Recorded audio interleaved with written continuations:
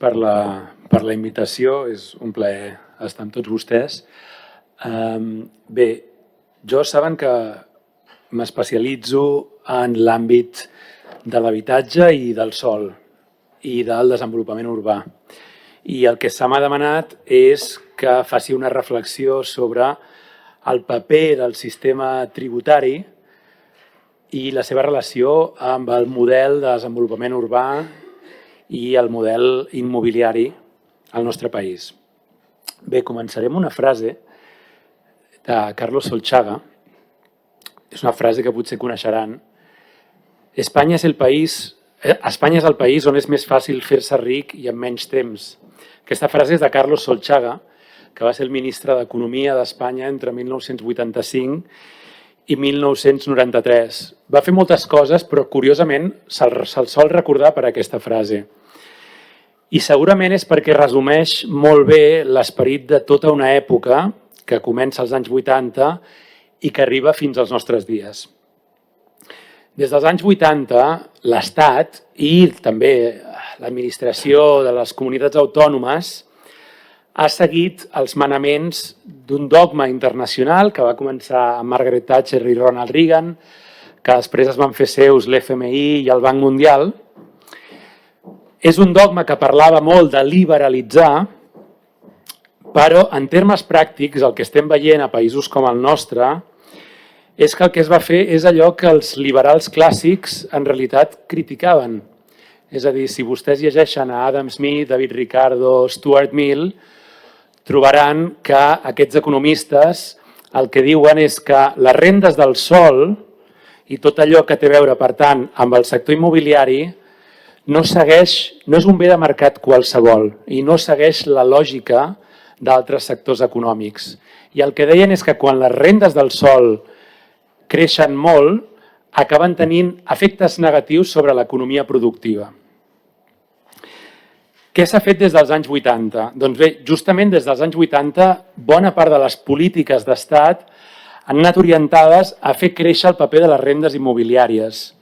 Rendes bastant improductives, molt vinculades al preu del sòl, i això ha tingut a veure amb una transició, una reestructuració que es va fer al nostre país. Catalunya, com una part d'Euskadi, va ser referent amb això i va ser passar d'un model en base industrial a un model en base d'economia de serveis. Malgrat, com veurem, seguim sent una economia relativament diversificada, però la reestructuració dels anys 80 va passar per aquí, en donar molt menys pes a la indústria manufacturera i molt més pes a les rendes del sòl. Fixin-se en la següent dada. Aquesta és una dada d'un estudi molt bo del Banc d'Espanya. Entre 1980 i 2015, mentre la productivitat del treball, malgrat el que es diu, la productivitat del treball ha augmentat, entre 1980 i 2015 la productivitat del capital al nostre país ha disminuït. Què explica que la productivitat del capital baixi tant? Doncs fonamentalment una transició paulatina d'una inversió productiva a una cada cop més improductiva. Hi ha diversos autors que parlen del capitalisme d'actius, on per una part del capital, dels propietaris del capital, cada cop és més important allò que controles, aquells actius que controles, que no pas el valor que generes. I aquest capitalisme d'actius a casa nostra té molt de pes en el sector immobiliari. Ara mateix al nostre país l'empresari, petit, mitjà i gran, però sobretot els grans, cada cop més tenen un dilema, que és per què invertir i arriscar en una startup, per exemple, una startup destinada a la intel·ligència artificial, si puc dedicar-me a comprar immobles i aconseguir una rendibilitat d'entre el 8 i el 10%. Si l'empresari veu que invertint en immobles pot obtenir un benefici major que el que pot obtenir fent innovació i desenvolupament, evidentment les conseqüències són les que tenim.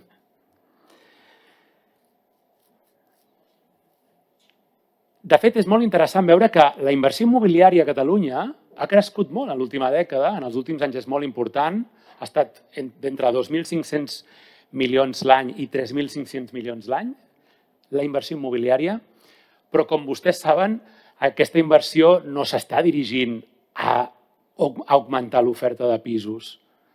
Aquesta inversió immobiliària va fonamentalment al reciclatge, que vol dir que va als pisos ja construïts, perquè a l'inversor li surt molt més rendible comprar pisos i esperar que el preu del sòl pugi i vendre, que no pas assumir el risc de fer una promoció immobiliària nova. Això, evidentment, té impactes en termes de creació de valor i creació de llocs de treball. Quan una part important de l'inversió del diner va a aquestes activitats que són altament improductives, no genera valor afegit a l'economia i tampoc es generen bons llocs de treball. I a més, malgrat tenir una economia relativament diversificada, si ens comparem, per exemple, amb el País Valencià, ens fa molt més dependents dels cicles immobiliaris i molt menys resilients davant de possibles xocs. Hi ha una dada que em sembla interessant. Catalunya, malgrat ha seguit moltes polítiques per aturar el drama dels desnonaments, des de fa anys és la comunitat autònoma on hi ha més desnonaments. És perquè a Catalunya la població és més pobra que a Andalusia? És perquè els catalans o els barcelonins són més pobres que els malaguenys? No. L'explicació és que hi ha una activitat efervescent en el sector immobiliari que porta un augment dels preus del sòl i un augment dels preus de l'habitatge. I això es tradueix en més desigualtat i també més desnonaments, que és la punta de l'iceberg, però és la cara més dramàtica.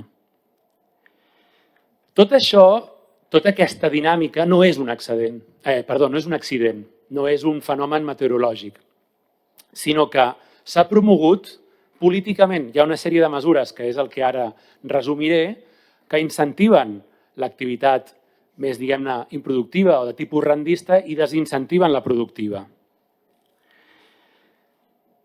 En primer lloc, tenim un règim fiscal que li diu als propietaris del diner internacional i als fons que a casa nostra adquirir habitatges per posar-los en lloguer no només dona una rendibilitat molt alta perquè el preu del sòl puja, sinó que, a més, ho bonifiquem des de l'administració. Les SOCIMIs, les societats en mans dels fons d'inversió, no paguen pràcticament impost de successions. Impost de societats. He tingut ara un debat sobre l'impost de successions. Les SOCIMI, les societats en mans dels fons, no paguen l'impost de societats, tributen només un 1%. De fet, les empreses immobiliàries que acaparen pisos, que hem vist en els últims anys que hi ha hagut un procés de concentració de les propietats, cada cop en tenen més, les empreses que tenen un mínim de 8 immobles, de 8 habitatges, pràcticament tampoc paguen l'impost de successions, el tenen superreduït i també tenen superreduït l'IVA. Clar, això fa que, per exemple, una empresa... He dit societats? Ostres, perdoneu, no he dormit gaire avui. L'impost de societats i l'impost d'IVA, en el cas de les empreses que no són SOCIMI però que tenen en el seu estoc un mínim de 8 immobles, també està superreduït. Aleshores, per exemple, a casa nostra, una empresa que es dediqui a la recerca i al desenvolupament i la innovació, que és un tema en el que s'hi estan posant esforços però hem de créixer més, està més penalitzada que una empresa que es dediqui a comprar pisos i a extreure'n rendes. En segon lloc, si mirem les persones físiques, és a dir, els particulars, perquè una part molt important de l'activitat immobiliària no és a través de les empreses, és a través de persones físiques, bé, el que veiem és que els ingressos per lloguer, si tu et dediques a comprar pisos i a posar-los en lloguer al mercat, aquells ingressos en l'IRPF tributen només un 50%. mentre que els salaris, per norma general, tributen un 100%. És a dir, que una persona que tingui a la ciutat on som ara, qualsevol indret que tingui 3 o 4 habitatges en lloguer que no hagi de treballar, paga menys impostos que una persona que amb la seva feina arribi a cobrar el mateix que aquesta altra persona amb els seus 4 pisos. De fet, des de l'any 2003, que és quan es va començar a fer aquesta política des de l'Estat, s'ha subvencionat el mercat de lloguer i el cobrament de rendes immobiliàries amb milions d'euros. L'última estimació que hem fet és que actualment són 2.000 milions d'euros l'any. És a dir, que és una ajuda indirecta a aquest tipus d'activitat de cobrament de rendes immobiliàries a través del mercat de lloguer.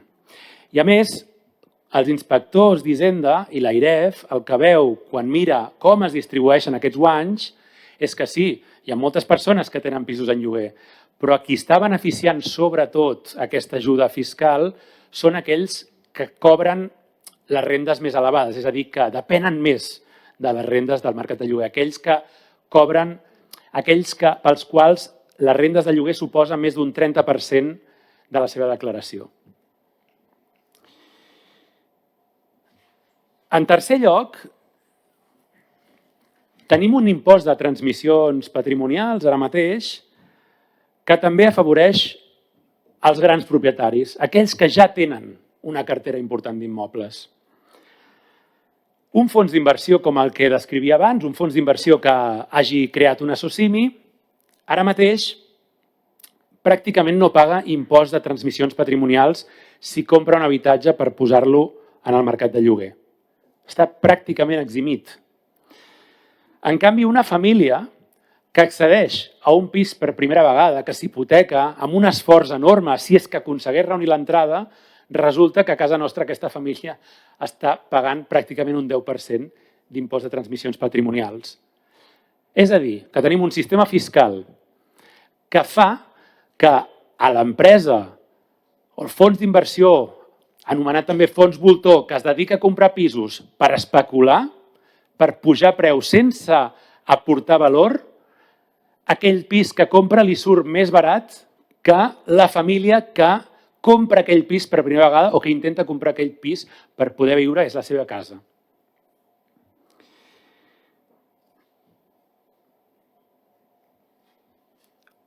Un altre element d'aquesta arquitectura fiscal que incentiva aquesta activitat immobiliària.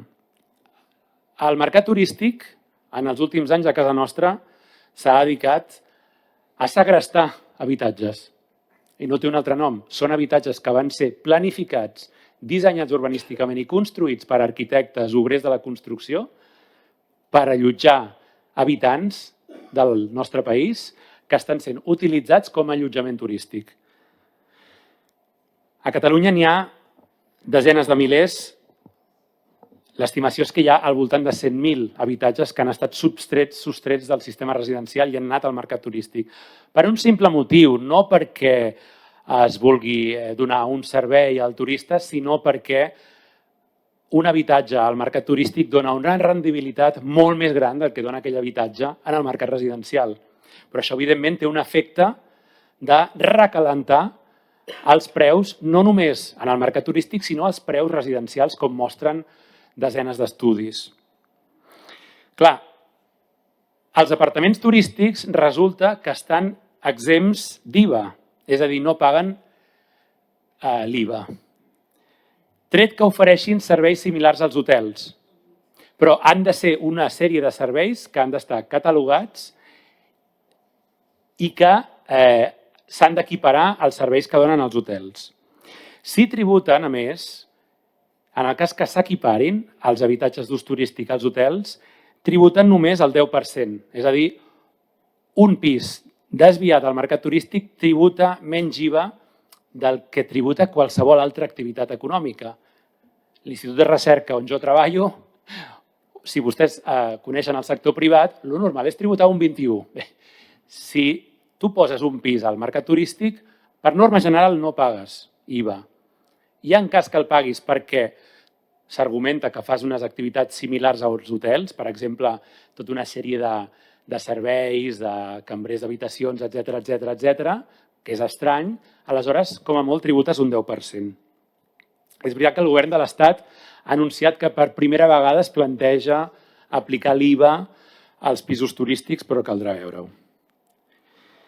I, finalment, tenim un problema de fons i és que, a banda de l'activitat immobiliària que creix i creix al nostre país amb els efectes que ara descriuré, resumiré breument, tenim un problema i és que la societat de propietaris s'està reduint a casa nostra. Entre el 1957 i l'any 2007 va haver-hi un boom d'aquesta societat de propietaris. Van passar, per exemple, a ciutats com Barcelona, de territoris on la majoria de persones vivien de lloguer a que qualsevol persona, qui més qui menys, es pogués comprar una casa. Això des de l'any 2008, des de la gran crisi immobiliària, va arribar, diguem-ne, al seu punt de crisi. No és una crisi conjuntural, sinó que és una crisi estructural. Ara mateix, les generacions nascudes des de l'any 82 tenen molt complicat accedir a l'habitatge en propietat. Això què fa? Això fa que, al marge de la desigualtat que es genera a través del negoci immobiliari, hi ha una desigualtat prèvia que es genera simplement per com està distribuïda la propietat. En els darrers anys, aquells que tradicionalment haguessin accedit a l'habitatge en propietat no ho poden fer, ho tenen molt complicat, a no ser que comptin o bé amb herència o bé amb ajuda familiar, amb ajuda dels pares, i aquells que ja tenien propietats n'han acaparat més. Tenim dades a nivell estat espanyol, lamentablement no les tenim a Catalunya. A nivell estat, el nombre de grans propietaris, aquells que tenen més de 10 pisos, ha augmentat un 20%. I el nombre de propietaris que tenen entre 5 i 10 també ha augmentat inclús més. Això què vol dir? Que la societat de propietaris s'està trencant per dalt i per baix. Els que tradicionalment solien accedir per baix ho tenen molt complicat i han d'anar al mercat de lloguer, un mercat que els empobreix, i aquells que ja eren propietaris cada cop més aposten per invertir en l'activitat immobiliària a través de l'adquisició d'immobles i de l'extracció de rendes a través d'aquests actius. Tenim un sistema fiscal, aquest no és un problema només del nostre país, però el problema que tenim al nostre país és que tenim un sistema fiscal que afavoreix aquesta dinàmica i la incentiva. Un sistema fiscal que desincentiva i desanima per qui té capital la inversió productiva, que anima una activitat immobiliària que aporta poc valor i que genera cada cop més desigualtat i que dificulta l'accés a l'habitatge. El problema de l'habitatge està directament vinculat amb el model econòmic. No sé quant de temps em queda.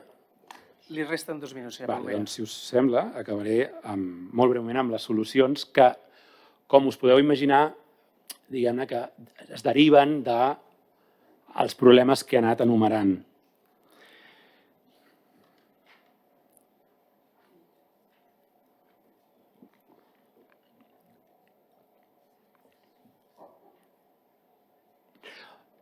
Què caldria fer? Fonamentalment, utilitzar el sistema tributari, la fiscalitat, per desincentivar, per desanimar la riquesa a anar a aquest capitalisme d'actius, d'extracció de rendes, que té un focus molt fort en el sector immobiliari i redirigir-lo cap a activitats productives.